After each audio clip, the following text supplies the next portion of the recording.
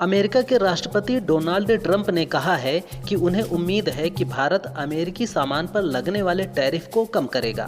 हालांकि उन्होंने ये भी कहा कि अगर भारत ऐसा नहीं करता है तो 2 अप्रैल से उनकी सरकार भी भारत पर उतना ही टैरिफ लगाएगी जितना भारत द्वारा लगाया जाता है।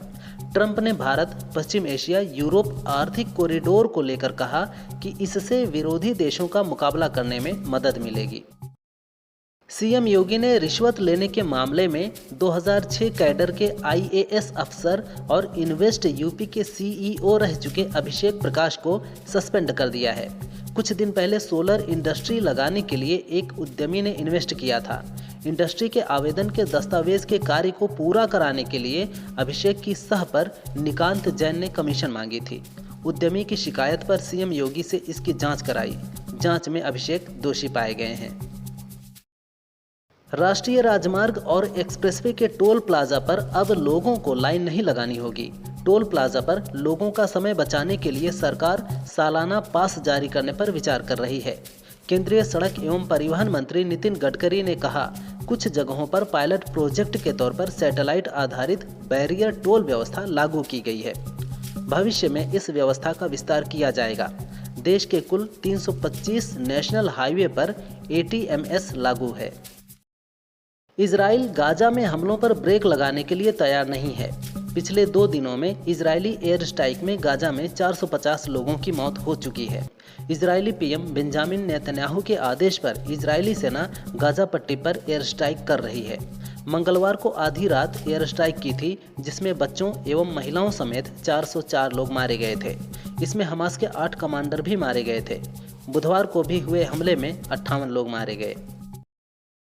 छत्तीसगढ़ में जवानों द्वारा 30 नक्सलियों को ढेर किए जाने पर केंद्रीय गृह मंत्री अमित शाह ने कहा, मोदी सरकार नक्सलियों के विरुद्ध रूथलेस अप्रोच से आगे बढ़ रही है और समर्पण से लेकर समावेशन की तमाम सुविधाओं के बावजूद जो नक्सली आत्मसमर्पण नहीं कर रहे उनके खिलाफ जीरो टॉलरेंस की नीति अपना रही है। अगले साल 31 मार्च से पहले देश नक्सल मुक्त हो जाएगा।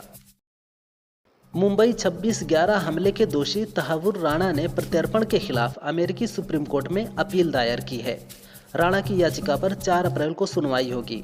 इससे पहले भी प्रत्यर्पण पर रोक लगाने की अपील की थी, जिसे कोर्ट ने खारिज कर दिया था। राणा ने दावा किया है कि भारत में उसकी जान को खतरा है। मुंबई हमले के आरोप के चलते उसे प्रताड़ना का सामना करना पड़ सकता है। उसने अपनी हेल्थ का भी हवाला दिया है। राष्ट्रपति डोनाल्ड ट्रंप अमेरिकी शिक्षा विभाग बंद करने की तैयारी में हैं। उनका यह फैसला शिक्षा सुधार से जुड़े उनके एजेंडे का हिस्सा है। ट्रंप ने शिक्षा विभाग को बेकार और उदारवादी विचारधारा से प्रभावित बताया है। उनका मानना है कि मौजूदा एजुकेशन सिस्टम छात्रों के लिए अच्छा नहीं है, इसमें बदलाव की ज़रूरत है। ट्रंप लोकल अधिकारियों और बच्चों के माता पिता को ज़्यादा अधिकार देना चाहते हैं। अमेरिका के जैक मार्टिन प्रेसमैन ने सबसे कम उम्र में जीरो ग्रेविटी में रहने का गिनीज वर्ल्ड रिकॉर्ड बनाया है। महज 8 साल 33 दिन के जैक के लिए एक अमेरिकी कंपनी ने इस उड़ान के दौरान वह 18 बार जीरो ग्रेविटी में करीब 30 सेकंड तक रहे।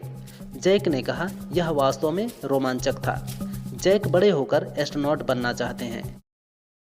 गूगल पे, फोन पे और पेटीएम के जरिए यूपीआई करने वालों के लिए 1 अप्रैल से नियम बदलने वाले हैं। National payment corporation of India (NPCI) ने यूपीआई से लिंक उन मोबाइल नंबर को बैंक अकाउंट से हटाने के निर्देश दिए हैं जो लंबे समय से एक्टिव नहीं हैं। अगर आपका भी बैंक अकाउंट किसी ऐसे मोबाइल नंबर से लिंक है जो एक्टिव नहीं है तो उसे हटा दीजिए। ऐसा ना करने पर आपको यूपीआई पेमेंट करने में दिक्कत आ सकती है। बिहार के सीएम नीतीश कुमार के राष्ट्रगान के बीच हंसने और हाथ जोड़ने का एक वीडियो वायरल हो रहा है। अब इस पर राजनीति गर्मा गई है। आरजेडी सुप्रीमो लालू यादव और पूर्व डिप्टी सीएम तेजस्वी यादव ने नीतीश पर हमला बोला है। लालू ने कहा, राष्ट्रगान का अपमान नहीं सहेगा हिंदुस्तान। वहीं तेजस्वी ने सीएम से कहा कि कम से कम राष्ट्रगान का अपमान मत करिए। यह वीडियो सेपक टकरा वर्ल्ड कप के उद्घाटन का बताया जा रहा है।